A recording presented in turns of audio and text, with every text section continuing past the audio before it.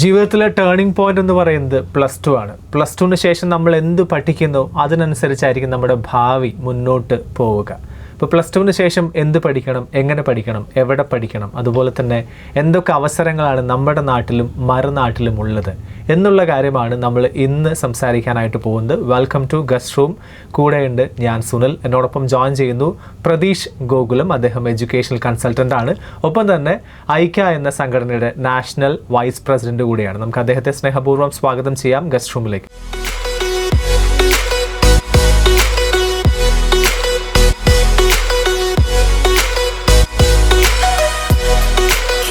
Sir നമസ്കാരം, സ്വാഗതം. നമസ്കാരം. പാലക്കാട് പോലെയുള്ള ഒരു ജില്ലയിൽ നമ്മുടെ ഒരുപാട് കുട്ടികൾ ഓരോ വർഷവും +2 കഴിഞ്ഞ് ഇറങ്ങുന്നുണ്ട്. അപ്പോൾ ഈ ഒരു ജില്ലയിൽ എത്രത്തോളം ആഫ്റ്റർ +2ന് ശേഷം പഠിക്കാനുള്ള സാഹചര്യങ്ങളുണ്ട്, അവസരങ്ങളുണ്ട്, അതിനെക്കുറിച്ച് പറഞ്ഞുകൊണ്ട് നമുക്ക് തുടങ്ങാം. പാലക്കാട് ജില്ലയെക്കുറിച്ച് പറയുകയാണെങ്കിൽ കാരണം 160-170ഓളം സ്കൂളുകളുണ്ട് ഇവിടെ. അതുപോലെ തന്നെ ഗവൺമെൻറ് കോളേജും സോഷ്യറൊക്കെ ആയിട്ട് 50-ൽ പരം ഡിഗ്രി കോളേജുകളും നമ്മുടെ പാലക്കാടുണ്ട്. പക്ഷേ ഇവിടുന്ന് മൊത്തം പഠിക്കാനുള്ള അവസരം എന്ന് പറയുന്നത് അതിൻ്റെ 3 ഇരട്ടിയാണ് ഇവിടുത്തെ കുട്ടികൾ പാലക്കാട്ടിൽ നിന്ന് ഉന്നത വിദ്യാഭ്യാസത്തിന് എലിജിബിൾ ആവുന്നത്. അപ്പോൾ അതൊരു വലിയ സാധ്യതയാണ്. കാരണം പ്യൂർലി മെറിറ്റായിട്ട് വരുന്ന കുറച്ച് കുട്ടികൾക്ക് മാത്രമാണ് ഇവിടെ പാലക്കാട് പഠിക്കാൻ കഴിയുള്ളൂ. പാലക്കാടല്ല, കേരളത്തിൽ മൊത്തം പഠിക്കാൻ കഴിയുള്ളൂ. അപ്പം ബാക്കി വരുന്ന കുട്ടികൾ കേരളത്തിന് പുറത്തുള്ള സ്ഥാപനങ്ങളെ ആശ്രയിക്കേണ്ടി വരുന്നുണ്ട്. നല്ല മാർക്ക് വാങ്ങിയ കുട്ടികളും അങ്ങനെ പുറത്തു പോകുന്ന സാധ്യതയാണ് കുറേ വർഷങ്ങളായിട്ട് കാണുന്നത്. അത് കറക്റ്റായിട്ട് അവർക്കുള്ള അതിനുള്ള ഗൈഡൻസ് കിട്ടുവാണെങ്കിൽ നമ്മൾക്കതിൻ്റെ അവരുടെ എലിജിബിലിറ്റി ക്രൈറ്റീരിയ, അവർ ആപ്ലിക്കേഷൻ കൊടുക്കുന്നതിൻ്റെ ഓപ്ഷൻ കൊടുക്കുന്നതിൻ്റെ രീതി അനുസരിച്ച് നമുക്ക് നമ്മുടെ നാട്ടിൽ തന്നെ പഠിക്കാനുള്ള അവസരങ്ങളുണ്ട്. കാരണം നാട്ടിലെ മെറിറ്റ് നോക്കി വെയിറ്റ് ചെയ്തിട്ടാണ് പല കുട്ടികളും അന്യ സംസ്ഥാനത്തിലോട്ട് പോവുക. പക്ഷെ അവർ നമ്മുടെ മാർക്കിൻ്റെ അടിസ്ഥാനത്തിൽ ഏത് തരത്തിലുള്ള ആപ്ലിക്കേഷൻ ഏത് കോളേജിൽ ഏത് യൂണിവേഴ്സിറ്റിക്ക് കൊടുത്താൽ നമുക്ക് ഇന്ന സ്ഥലത്ത് കിട്ടും എന്നുള്ളതിൻ്റെ ഒരു അവയർനെസ് കുട്ടിക്കുണ്ടെങ്കിൽ കുട്ടിക്ക് ടെൻഷൻ അടിക്കാതെ ഇവിടെ തന്നെ പഠിക്കാനുള്ള അവസരമുണ്ട്. മറിച്ച് പുറത്ത് പോകുന്ന മോശം എന്നല്ല പറയുന്നത്, പുറത്തും റെപ്യൂട്ടഡ് ആയിട്ടുള്ള ഇൻസ്റ്റിറ്റ്യൂഷൻസ് ഉണ്ട്. അത് സെലക്ട് ചെയ്യാനുള്ള ഒരു നല്ല അവയർനെസ് വഴികാട്ടണം, ഒരു ഗേറ്റ് വേ ഉണ്ടാക്കിയാൽ ഈ പറഞ്ഞ സാധ്യത എല്ലാവർക്കും കറക്റ്റായിട്ട് യൂസ് ചെയ്യാൻ കഴിയും. ഓക്കെ. ഇപ്പോൾ ഒരുപാട് മത്സര പരീക്ഷകളുണ്ടല്ലോ, നീറ്റ്, കീം എന്ന് പറഞ്ഞ ഒരുപാട് മത്സര പരീക്ഷകളുണ്ട്. പക്ഷേ എനിക്ക് തോന്നുന്നു ഇപ്പോഴത്തെ കുട്ടികൾക്ക് +2 പഠിക്കുന്ന കുട്ടികൾക്ക് എല്ലാവർക്കും അതിനെക്കുറിച്ച് വലിയ ധാരണയില്ല. സ്കൂളുകളിൽ ഇങ്ങനെ വളരെ അപൂർവം സ്കൂളുകൾ മാത്രമാണ് അത് അവർക്ക് പറഞ്ഞു കൊടുക്കുന്നത്, അല്ലേ? അപ്പോൾ അതെല്ലാം മനസ്സിലാക്കുന്നത് വളരെ നല്ലതല്ലേ? തീർച്ചയായിട്ടും.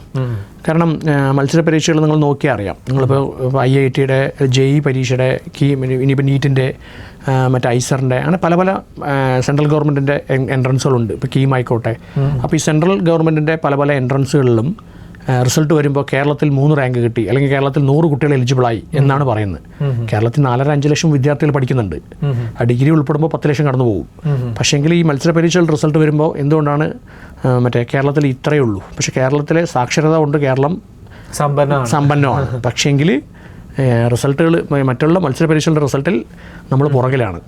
അതിനൊരു ഡീപ്പ് സ്റ്റഡി നടത്തിയാൽ മനസ്സിലാക്കാൻ പറ്റും. പ്രത്യേകിച്ച് നോർത്ത് ഇന്ത്യയിലുള്ള സ്ഥാപനങ്ങളും സ്കൂളുകളിലുമാണ് ഈ റാങ്ക് ലിസ്റ്റ് വരിക.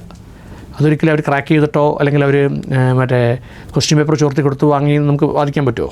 ഒരിക്കലും അല്ല. അവിടെ എന്താ വെച്ചാൽ ബേസിക്കായിട്ടൊരു 7ാം ക്ലാസ് കഴിയുമ്പോൾ തന്നെ അവിടുത്തെ റെപ്യൂട്ടഡ് സ്കൂൾ ഇതിന് വേണ്ടിയിട്ടുള്ള ശ്രമം നടത്തുന്നുണ്ട്. കാരണം കുട്ടികൾക്ക് ആപ്റ്റിറ്റ്യൂഡ് ടെസ്റ്റ് പോലത്തെ ടെസ്റ്റുകൾ നടത്തിയിട്ട് ആപ്റ്റിറ്റ്യൂഡ്, സൈക്കോമെട്രിക് അങ്ങനെ പല ടെസ്റ്റുകളുണ്ട്. ഇപ്പോൾ AI തന്നെ 15 മിനിറ്റ് കൊണ്ട് ചെയ്യാൻ പറ്റുന്ന ടെസ്റ്റുകൾ ഇപ്പോൾ അവൈലബിൾ ആണ്. അങ്ങനെയുള്ള ടെസ്റ്റുകൾ നടത്തി സ്കൂൾ മാനേജ്മെൻറ്റും പാരൻസുമായിട്ട് അവർ അന്ന് തന്നെ തീരുമാനം എടുക്കുന്നുണ്ട്. 8ാം ക്ലാസ്സിൽ പഠിക്കാൻ പോകുമ്പോൾ തന്നെ ഈ കുട്ടി IAS കാരനാവണോ, അല്ലെങ്കിൽ ഒരു എയിംസിൽ പഠിക്കുന്ന ഒരു ഡോക്ടർ ആവണോ, അല്ലെങ്കിൽ IIT പഠിക്കുന്ന ഒരു എഞ്ചിനീയർ ആവണോ, അല്ലെങ്കിൽ ഗേറ്റ് എഴുതി ഒരു പ്രൊഫഷൻ നേടണോ എന്നുള്ള ഒരു തീരുമാനം അന്നോട്ടേ എടുക്കുന്നുണ്ട്. അത് ഫോളോ അപ്പ് ചെയ്ത് വരുന്ന കുട്ടികൾക്കാണ് ഈ 12ാം ക്ലാസ് കഴിയുമ്പോൾ ഈ നീറ്റാണെങ്കിലും മറ്റുള്ള മത്സര പരീക്ഷകളും JEE എല്ലാം കിട്ടാനുള്ള ക്രാക്ക് ചെയ്യാൻ പറ്റുന്നത്. അതിന് നമ്മുടെ നാട്ടിലും ആ അവസരമുണ്ട്. നമ്മുടെ നാട്ടിലും ഗവൺമെൻറ് സ്കൂളുകൾ പോലും ഈ കരിയർ ഗൈഡൻസിന് വേണ്ടി ഗവൺമെൻറ് ശക്തമായൊരു ഫണ്ട് മാറ്റിവെച്ചിട്ടുണ്ട്. പക്ഷേങ്കിൽ അത് ആ സ്കൂളുകൾ ആ കരിയർ ഗൈഡൻസ് സെക്ഷൻ അല്ലെങ്കിൽ ഡിപ്പാർട്ട്മെൻറ്റ് അവർ കറക്റ്റായിട്ട് ആ ഫണ്ട് വിനിയോഗിച്ച് നല്ല ട്രെയിനിങ്സ് കുട്ടികൾക്ക് മുമ്പൊക്കെ CG പോലത്തെ സ്ഥാപനങ്ങളൊക്കെ നടത്തിയിരുന്നു. ഇപ്പോൾ നിലവിൽ അങ്ങനെ എല്ലായിടത്തും നടക്കുന്നുണ്ടോയെന്ന് അറിയില്ല. അത് കറക്റ്റായിട്ട് കുട്ടികൾ ഗൈഡൻസ് കൊടുക്കുകയാണെങ്കിൽ നമ്മുടെ നാട്ടിലും ഈ പറഞ്ഞ ഈ കുട്ടികൾക്ക് മറ്റേ ജെയിലും നമ്മുടെ മറ്റുള്ള എല്ലാ മത്സര പരീക്ഷകളിലും മുന്തിയ റാങ്ക് എടുക്കാൻ പറ്റും. ഇവിടുത്തെ സ്വകാര്യ സ്ഥാപനങ്ങളിൽ പോയി കോച്ചിങ്ങിനോ റിപ്പീറ്റിനൊന്നും പോകാതെ തന്നെ നമുക്ക് എടുക്കാനുള്ള അവസരം ഉണ്ട്. ഓക്കെ, അതിനൊക്കെ ഉള്ളൊരു അതല്ലെങ്കിൽ അതിനൊരു അവയർനെസ് കൊടുക്കാനുള്ളൊരു പരിപാടിയാണ് ഇപ്പോൾ പാലക്കാട് ജില്ലയിൽ നടക്കാൻ പോകുന്ന ബിയോണ്ട് സബ്മിറ്റ് എന്നൊരു പരിപാടി അല്ലേ? എന്താണ് ലക്ഷ്യം വയ്ക്കുന്നത്? +2 കഴിഞ്ഞിട്ടുള്ള കുട്ടികൾക്ക് എന്തൊക്കെയാണ് അതിലൂടെ നേടാനായിട്ട് സാധിക്കുക? ബിയോണ്ട് +2 ഡിഗ്രിയും ഫൈനൽ ഇയർ വിദ്യാർത്ഥികളുടെ ഒരു പ്രോഗ്രാമാണ്. അത് നമ്മൾ പാലക്കാട് ജില്ലയിൽ എനിക്ക് തോന്നുന്നു ആദ്യമായിട്ടാണ്. കാരണം മുമ്പ് കുറേ സ്വകാര്യ സ്ഥാപനങ്ങൾ കോൺക്ലേവ് എഡ്യൂക്കേഷൻ ഒരു പാൻ ഇന്ത്യൻ കോൺക്ലേവ് എന്ന് വേണമെങ്കിൽ പറയാം. കാരണം സൗത്ത് ഇന്ത്യയിലത്തെയും വിദേശ രാജ്യങ്ങളിലെ യൂണിവേഴ്സിറ്റി പ്രതിനിധികൾ പങ്കെടുക്കുന്നുണ്ട്. അതുപോലെ തന്നെ കേരളത്തിനകത്ത് നമ്മൾക്ക് കേരളത്തിലെ യൂണിവേഴ്സിറ്റികളായ കാലിക്കറ്റ്, MG, കേരള, കണ്ണൂർ പോലത്തെ യൂണിവേഴ്സിറ്റികളിൽ അഡ്മിഷൻ കിട്ടേണ്ട കാര്യങ്ങൾ, അതുപോലെ കേരളത്തിൽ എഞ്ചിനീയറിംഗ് പഠിക്കണമെങ്കിൽ KTU യൂണിവേഴ്സിറ്റി അണ്ടറിലാണ് വരിക. അവിടെ അഡ്മിഷൻ കിട്ടാൻ എന്ത് ചെയ്യണം എന്നുള്ളതും, കേരളത്തിലെ മെഡിക്കൽ കോഴ്സുകളെല്ലാം കുഹാസിൻ്റെ അണ്ടറിലാണ്. ആ കുഹാസിൻ്റെ അണ്ടറിലും പോരാത്തന്നെ നമ്മൾ ഗവൺമെൻറ്റിൻ്റെ LBSഉം അതുപോലെ PNC MAC പോലത്തെ രജിസ്ട്രേഷനുകളും കീമിൻ്റെയും രജിസ്ട്രേഷനിലൊക്കെ കൂടിയാണ് കേരളത്തിൽ കുട്ടികൾക്ക് അഡ്മിഷൻ കിട്ടുക, കേരളത്തിൽ പഠിച്ചിട്ടുള്ള കുട്ടികൾക്ക് കിട്ടുക എന്നുള്ളത്. അപ്പോൾ അതിനെല്ലാം മൊത്തത്തിലൊരു നമ്മളൊരു പാക്കേജാണ് നമ്മളുടെ ഈ ബിയോണ്ട് എഡ്യൂ സമ്മിറ്റ് എന്ന് പറയുന്നതുകൊണ്ട് കുട്ടികൾക്ക് വ്യക്തമായൊരു ഗൈഡൻസ്. ഇപ്പോൾ +2 പരീക്ഷ എഴുതി ലാസ്റ്റ് മിനിറ്റിൽ മുഴുവനായിട്ട് അവർക്ക് അക്സെപ്റ്റ് കിട്ടില്ലെങ്കിൽ പോലും അവർക്ക് ഇനിയുള്ള ദിവസങ്ങളിൽ പോലും എന്താ ചെയ്യുക, അവർക്കൊരു ടേണിംഗ് പോയിന്റ് ഉണ്ടാക്കാനുള്ളൊരു അവസരമാണ്. കാരണം എല്ലാ കോഴ്സുകൾക്കും ഇന്ത്യയിൽ ഗവൺമെൻറ്റിൻ്റെ എൻട്രൻസ് പരീക്ഷകളുണ്ട് എല്ലാ കോഴ്സിനും. അതിപ്പോൾ സയൻസ് പഠിക്കുന്ന കുട്ടികളാണെങ്കിലും കൊമേഴ്സ് ആണെങ്കിലും ഹ്യൂമാനിറ്റീസ് ആണെങ്കിലും അവർക്കെല്ലാം ഗവൺമെൻറ് കോളേജിൽ സ്കോളർഷിപ്പോടുകൂടി അല്ലെങ്കിൽ ഫ്രീ ആയിട്ട് പഠിക്കാനുള്ള അവസരമുള്ള കോഴ്സുകളും എൻട്രൻസുകളും ഉണ്ട്. പക്ഷേങ്കിൽ ഇത് കുട്ടികൾക്ക് അറിയില്ല. അതൊന്നിൽ സ്കൂളിലാണ് വീട്ടുകാർക്ക് എല്ലാ പേരൻസിനും എന്ന് വെച്ചാൽ നമ്മുടെ നാട്ടിൽ നിന്ന് അത്യാവശ്യം ഒരു 10% പേരൻസ് അത് മനസ്സിലാക്കി ഉപയോഗിച്ച് പോകുന്നുണ്ട്. അത് ടീച്ചർമാരുടെയോ ഡോക്ടർമാരുടെയൊക്കെ മക്കളായിരിക്കാം, അല്ലെങ്കിൽ അവരുടെ സീനിയേഴ്സ് മുമ്പേ നടന്നവർ പറഞ്ഞ് കേട്ടിട്ട് പോകുന്നവരായിരിക്കാം. പക്ഷേ നമ്മൾ സ്കൂൾ ലെവൽ തൊട്ട് തന്നെ ഈ ഒരു കാര്യങ്ങൾ ഗൈഡൻസ് കൊടുത്തു കഴിഞ്ഞാൽ കുട്ടികൾക്ക് പേടിക്കേണ്ട കാര്യമില്ല. അവർക്ക് കിട്ടുന്ന മാർക്കും അല്ലെങ്കിൽ മേടിക്കാൻ പറ്റുന്ന മാർക്കും അവരുടെ അഭിരുചി മനസ്സിലാക്കിയിട്ട് അവർക്ക് കോഴ്സുകൾ എടുക്കാൻ പറ്റും. കാരണം ഇപ്പം നാട്ടിൽ ഏറ്റവും കൂടുതൽ ട്രെൻഡിങ് ആയി നിൽക്കുന്നത് ആർട്ടിഫിഷ്യൽ ഇൻ്റലിജൻസ് ആണ്. അപ്പോൾ എല്ലാ കുട്ടികൾക്കും, ഇപ്പോൾ സയൻസുകാർക്കാണെങ്കിലും കൊമേഴ്സുകാർക്കാണെങ്കിലും ഹ്യൂമാനിറ്റീസിനാണെങ്കിലും AI മതി. പക്ഷേ AI മാത്രമല്ലല്ലോ നാട്ടിൽ പ്രവർത്തിക്കുന്നത്. മറിച്ച് കൊമേഴ്സിൻ്റെ മേഖലയിൽ എത്രത്തോളം പെർഫോം ചെയ്താൽ എത്രത്തോളം വരുമാനം ഉണ്ടാക്കാൻ പറ്റും, അല്ലെങ്കിൽ എത്രത്തോളം നല്ലൊരു ഹൈ പ്രൊഫൈൽ ജോബ് ഉണ്ടാക്കാൻ പറ്റും എന്നുള്ളത് കൊമേഴ്സുകാർക്ക് അറിയുന്നില്ല.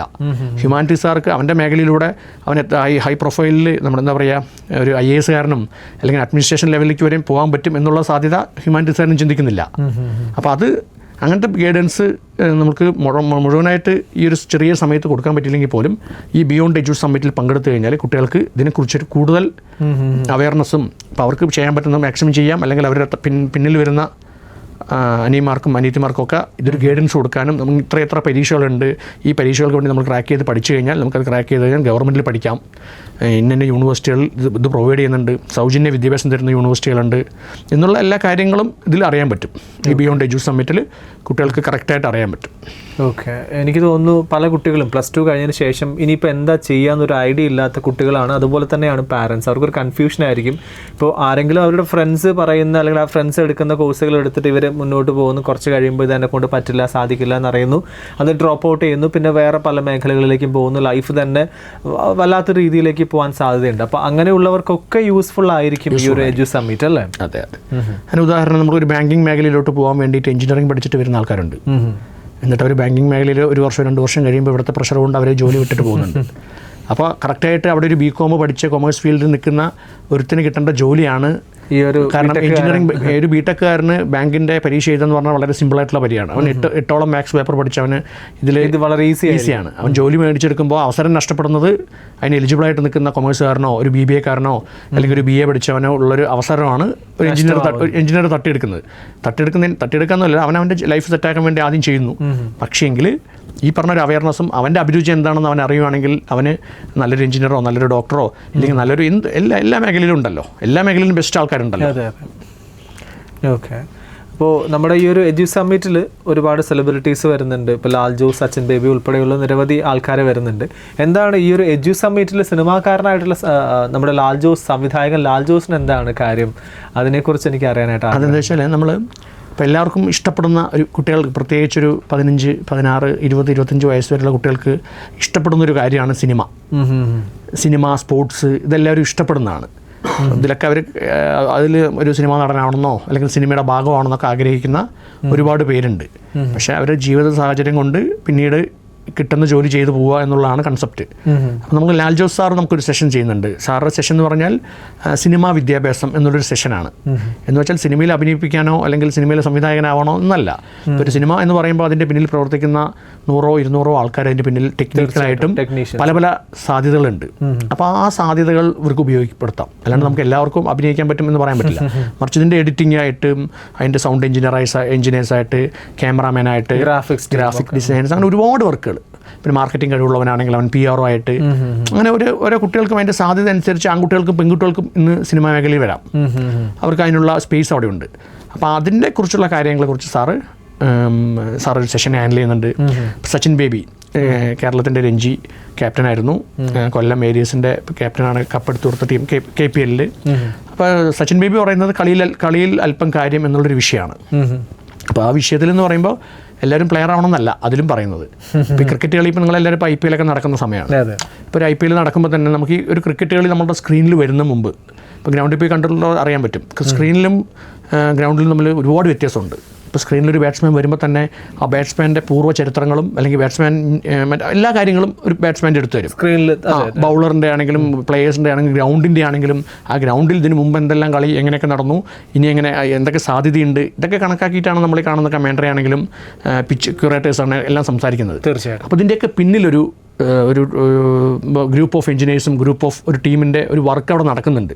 ആ നടക്കുന്നതിൻ്റെ ഫലമായിട്ടാണല്ലോ നമുക്ക് ഈ മുമ്പത്തെ ഉള്ള ഈ സ്റ്റാറ്റിസ്റ്റിക്സ് മുഴുവൻ മനസ്സിലാക്കാൻ പറ്റും. അപ്പോൾ അതിലൊരു സാധ്യതയുണ്ട്. സ്പോർട്സ് മേഖലയിൽ നമുക്ക് ഗെയിംസ് അല്ലാതെ തന്നെ നമുക്ക് ആ മേഖലയായിട്ട് ബന്ധപ്പെട്ട് ഇപ്പോൾ ഓരോ വലിയ വലിയ പ്ലേയേഴ്സും ഇൻഡിവിജ്വലായിട്ടൊരു മെൻറ്ററെ വെക്കുന്നുണ്ട്. ഇപ്പോൾ ഉദാഹരണത്തിന് ഒരു മെൻറ്റർ വെക്കുകയാണെങ്കിൽ ആ മെൻറ്റർ അല്ലെങ്കിൽ ഒരു ഗൈഡൻസിനെ കൂടെ ഒരാളെ വെക്കുമ്പോൾ അപ്പോൾ ഇന്ന ഗ്രൗണ്ടിലാണ് കളിക്കാൻ പോകുന്നത്, അല്ലെങ്കിൽ ഇന്ന ബൗളേഴ്സാണ് നമ്മളുടെ നാളെ ഓപ്പോസിറ്റ് ബൗൾ ചെയ്യുന്നത്. അപ്പോൾ അവർ ഏതൊക്കെ തരത്തിലുള്ള ആക്ഷൻസിൽ അവർ ബോൾ ചെയ്തിട്ടുണ്ട്, അവർ അങ്ങനെയുള്ള കാര്യങ്ങൾ പറഞ്ഞു കൊടുക്കാനും, മറിച്ച് ബാറ്റ്സ്മാൻ ആണെങ്കിൽ ബൗളറാണെങ്കിലും ആ ബാറ്റ്സ്മാൻ എങ്ങനെ പ്രിപ്പറേഷന് വേണ്ടിയിട്ട് അങ്ങനെ സ്വന്തമായിട്ടൊരു PR ടീമോ അല്ലെങ്കിൽ ഒരു മാനേജറെ പോലെ പല പ്ലേയേഴ്സും അവർ ശ്രദ്ധ അറിയാൻ വേണ്ടിയിട്ട് സ്റ്റാറ്റിസ്റ്റിക്സ് അറിയാൻ വേണ്ടിയിട്ട് കൊണ്ടു നടക്കാറുണ്ട്. അപ്പം അങ്ങനെയുള്ള ജോലി സാധ്യതകളുള്ള കോഴ്സുകളുണ്ട്. അത് എല്ലാവർക്കും അറിയില്ല. എല്ലാവർക്കും കോമൺ ആയിട്ടുള്ള കാര്യങ്ങളെല്ലാം അറിയുള്ളൂ. അപ്പം അങ്ങനെയുള്ള കാര്യങ്ങൾ പറയാനാണ് നമ്മൾ സച്ചിൻ ബേബിയെ കൊണ്ടുവന്നിരിക്കുന്നത്. അപ്പോൾ സച്ചിൻ ബേബിയും ലാൽ ജോസും ഇതിൽ കണക്റ്റഡ് ആയതിൻ്റെ കാര്യം മനസ്സിലായല്ലോ. അവരൊരു മെൻ്റലിസ്റ്റ് ഉണ്ട്. പിന്നെ നമുക്ക് കാലിക്കറ്റ് യൂണിവേഴ്സിറ്റി സിൻഡിക്കേറ്റ് മെമ്പറായിട്ടുള്ള ഡോക്ടർ റിച്ചാർഡ് സ്കറിയ എന്ന് പറഞ്ഞ അദ്ദേഹം യൂണിവേഴ്സിറ്റിൻ്റെ രജിസ്ട്രേഷൻസും ഇന്ന കട്ട് ഓഫിന് ഇന്ന കോളേജിൽ ഇപ്പോൾ പാലക്കാട് വിക്ടോറിയ കോളേജിൽ അഡ്മിഷൻ കിട്ടാൻ എന്ത് ചെയ്യണം എന്നുള്ളത് നമ്മുടെ പ്രോഗ്രാമിൻ്റെ ഒരു ക്യാപ്ഷനാണ്. എന്ന് വെച്ചാൽ അവിടെ അഡ്മിഷൻ ഞങ്ങൾ മേടിച്ചു കൊടുക്കുന്നല്ല പറഞ്ഞിട്ടുള്ളത്. അവിടെ കഴിഞ്ഞ വർഷങ്ങളിൽ ഏത് മാർക്കിനാണ് അഡ്മിഷൻ കിട്ടിയിരിക്കുന്നത് എന്നുള്ള കാര്യം കുട്ടികൾക്ക് അറിയണമല്ലോ. കുട്ടികൾ 50% മാർക്ക് മേടിച്ചിട്ട് എനിക്ക് വിക്ടോറിയയിൽ സീറ്റ് കിട്ടും എന്ന് പറയുന്നതിലും 95% വാങ്ങിച്ചിട്ട് വിക്ടോറിയ നോക്കാതെ ശോശ്രത്തിൽ പോയി ചേർന്നതിലും വ്യത്യാസമുണ്ടല്ലോ. അപ്പോൾ അതിനൊരു ഗൈഡൻസ് കൊടുക്കാനാണ് യൂണിവേഴ്സിറ്റി ആൾക്കാർ, അതുപോലെ ഒരു കരിയർ പ്രൊഫസർ TP സൈദുമാധവ് എന്ന് പറഞ്ഞ സാറുണ്ട്. അതുപോലെ നമ്മളുടെ ബാംഗ്ലൂർ ബേസ്ഡ് ആയിട്ട് പ്രോമിലോ എന്ന് പറഞ്ഞൊരു സ്റ്റാർട്ടപ്പ് IT കമ്പനിയാണ്. അവർ ആർട്ടിഫിഷ്യൽ ഇൻ്റലിജൻസിൻ്റെ സാധ്യതകളെക്കുറിച്ചൊരു സെഷൻ കൊടുക്കുന്നുണ്ട്. അത് പ്യൂർലി ഈ +2 ഡിഗ്രി കഴിഞ്ഞ കുട്ടികൾക്ക് ഇനി എന്ത് എന്നറിയാൻ വേണ്ടിയിട്ടുള്ളതാണ്. പിന്നെ നമ്മളൊരു വിൻസി അലോഷ്യസ്, ദർശന, അങ്ങനെ ഒരു 4-5 സിനി ആക്ട്രസസിനെ കൊണ്ടുവന്ന കാര്യം ചോദിച്ചാൽ അവരെല്ലാവരും അവരുടെ പേഴ്സണൽ ജോബുണ്ട്. പേഴ്സണലി അവർക്ക് ഡോക്ടറാണ്, അവർ ഓരോ ജോലി ചെയ്യുന്നുണ്ട്. പക്ഷെ അവരിപ്പോൾ സിനിമയിലും ഉണ്ട്. അപ്പോൾ നമ്മൾ പാഷൻ ഫോളോ ചെയ്തുകൊണ്ട് നമ്മുടെ എഡ്യൂക്കേഷൻ മിസ് ചെയ്യാതെ കൊണ്ടുപോകുക എന്നുള്ള സെഷനാണ് അവർക്ക് ഹാൻഡിൽ ചെയ്യുക. അവർക്ക് എഡ്യൂക്കേഷനും തുടരാം, സ്വന്തം പാഷൻ സിനിമയാണെങ്കിൽ സിനിമയിലോട്ട് വരാമല്ലോ. ഒരു ഡിഗ്രിയോ അല്ലെങ്കിൽ PGയോ അല്ലെങ്കിൽ ഒരു ഡോക്ടറേറ്റോ കഴിഞ്ഞിട്ട് സിനിമയിലോട്ട് വരാനുള്ള അവസരം ഉണ്ടെങ്കിൽ അത് വരാനും പറ്റുമല്ലോ. അപ്പോൾ അങ്ങനെ ഒരു സെഷൻസാണ് നമ്മളങ്ങനെ കുട്ടികൾക്ക് വിവിധം. ഇപ്പം സരിൻ ഡോക്ടർ അറിയാമല്ലോ, നമ്മുടെ Palakkad MLA candidate Sarin doctor IAS എന്ന് വന്നിട്ടുള്ള ആളാണ്. അപ്പോൾ ആ രീതിയിലുള്ള കാര്യങ്ങൾ അദ്ദേഹം ചെയ്യും. കുട്ടികൾക്ക് എങ്ങനെയാണോ എന്നുള്ളൊരു ഗൈഡൻസ് കൊടുക്കുക. അപ്പം അങ്ങനെ എല്ലാവർക്കും എൻ്റർടൈൻഡ് ആയിട്ട് എല്ലാ മേഖലയിൽ നിന്നുള്ള ആൾക്കാർ അങ്ങനെ എല്ലാവർക്കും ചെറിയ സെഷൻസാണ്. കാരണം ഒരു ലോങ് സെഷൻ കേൾക്കാനൊന്നും ഇപ്പോഴത്തെ കുട്ടികൾക്ക് താല്പര്യം 30 സെക്കൻഡ് റീൽ കാണുന്ന സമയത്ത് ആൾക്കാർക്ക് ഒരു ലോങ് സെഷൻ കാണാൻ ഒരിക്കലും താല്പര്യം ഉണ്ടാവില്ല. അപ്പോൾ അങ്ങനെയാണ് നമ്മൾ പ്രോഗ്രാം പാക്ക് ചെയ്തിരിക്കുന്നത്. ഒരു കാര്യം കൂടെ എനിക്ക് ചോദിക്കാനുണ്ട്. ഇപ്പോൾ പല കുട്ടികൾക്കും അറിയാം എന്ത് പഠിക്കണം, എവിടെ പഠിക്കണം എന്നുള്ള കാര്യം അറിയാം. പക്ഷേ അവർക്ക് അതിനുള്ള സാമ്പത്തിക ശേഷി ഉണ്ടാവില്ല. അപ്പോൾ തീർച്ചയായിട്ടും അവർ ബാങ്കുകളെ ആശ്രയിക്കേണ്ടി വരും എഡ്യൂക്കേഷൻ ലോണിനായിട്ട്. അപ്പോൾ അതെങ്ങനെ ചെയ്യണം എന്നുള്ള ഒരു ഐഡിയയും അവർക്ക് ഉണ്ടാവണമെന്നില്ല. അതിനൊരു ഹെൽപ്പ് കൊടുക്കുന്നുണ്ടോ? നമ്മുടെ സമ്മിറ്റിൽ നാഷണലൈസ്ഡ് ബാങ്കുകൾ പങ്കെടുക്കുന്നുണ്ട്.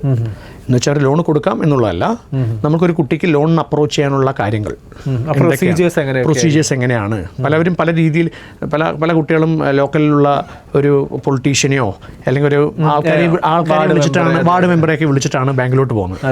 ശരിക്കും പറഞ്ഞാൽ ഈ പറഞ്ഞ രാഷ്ട്രീയപരമായിട്ട് നിൽക്കുന്ന ആൾക്കാർക്കും അല്ലെങ്കിൽ നാട്ടിലെ പ്രമുഖർക്കൊന്നും ഈ നാഷണലൈസ്ഡ് ബാങ്കിൽ പോയിട്ട് ഇങ്ങനത്തെ കാര്യങ്ങൾ ചെയ്യാൻ കഴിയില്ല. തെറ്റായ ധാരണയാണ്. നമുക്ക് റെക്കമെൻഡ് ചെയ്യാൻ മാത്രമേ ഉള്ളൂ. കാരണം കുട്ടിയുടെ പ്രൊഫൈൽ വെച്ചിട്ടാണ് ബാങ്ക് ലോൺ കൊടുക്കുന്നത്. കുട്ടി പഠിക്കാൻ മറ്റേ പോകുന്ന കോഴ്സ്, ആ കോഴ്സ് കഴിഞ്ഞാൽ കുട്ടിക്ക് ജോലി കിട്ടാനുള്ള സാധ്യത, ജോലി കിട്ടുകയാണെങ്കിൽ എത്ര രൂപ ശമ്പളം കിട്ടും, അത് കണക്കാക്കിയിട്ടാണ് ഒരു എഡ്യൂക്കേഷൻ ലോൺ കൊടുക്കുക. അത്യാവശ്യം നല്ല രീതിയിൽ കാര്യങ്ങൾ അവതരിപ്പിക്കുകയാണെങ്കിൽ നല്ല ബാങ്ക് മാനേജറിൻ്റെ ഇൻട്രസ്റ്റും കൂടെയാണ് മെയിനായിട്ടുള്ള കാര്യം. 3.5 മുതൽ 7 ലക്ഷം രൂപ ഈടൊന്നും ഇല്ലാണ്ട് ബാങ്കുകാർ കൊടുക്കാറുണ്ട്. അപ്പോൾ അതിൻ്റെ സാധ്യതകളെക്കുറിച്ച് ബാങ്കിൻ്റെ ആൾക്കാരെ ഡയറക്റ്റ് ഇൻട്രാക്ട് ചെയ്യാൻ ഈ സമ്മിറ്റിലൊരു അവസരമുണ്ട്. ഇതോടെ ഇന്ത്യക്കകത്തുള്ള കോളേജ് മാത്രമല്ല, വിദേശ രാജ്യങ്ങളിലെ യൂണിവേഴ്സിറ്റികളും ഇതിൽ പങ്കെടുക്കുന്നുണ്ട്. അപ്പോൾ വിദേശ രാജ്യങ്ങളിൽ പോകുമ്പോഴാണ് ഏറ്റവും കൂടുതൽ ലോണും ഈ ഡെപ്പോസിറ്റ് മണിയെല്ലാം കാണിക്കേണ്ട ഒരു കാര്യം വരുന്നത്. അപ്പോൾ വിദേശ യൂണിവേഴ്സിറ്റികളുടെ പ്രതിനിധികൾ ഈ പരിപാടിയിലുണ്ടാവും. കുട്ടികൾക്ക് നേരിട്ട് വന്ന് സംവദിക്കാം, അവരുമായിട്ട് കാര്യങ്ങൾ മനസ്സിലാക്കിയെടുക്കാം. ഇതൊക്കെയാണ് നമ്മൾ ബിയോണ്ട് എഡ്യൂ സമ്മിറ്റ് 2026 കൊണ്ട് നമ്മൾ ഉദ്ദേശിക്കുന്നത്. അപ്പോൾ അബ്രോഡ് പോകാൻ താല്പര്യമുള്ള കുട്ടികൾക്കും ഇതൊരു വഴികാട്ടിയാണ് അല്ലേ? അപ്പോൾ thank you so much sir. ഒരുപാട് സന്തോഷം. ഈ ഒരു എഡ്യൂ സമ്മിറ്റിന് എല്ലാവിധ ആശംസകളും നേരുകയാണ്. Thank you so much. Thank you. Guest room ഇവിടെ പൂർണ്ണമാകുന്നു. വീണ്ടും അടുത്തൊരു അതിഥിയുമായി ഒന്നിക്കാം. അതുവരേക്കും it's me Sunal signing off.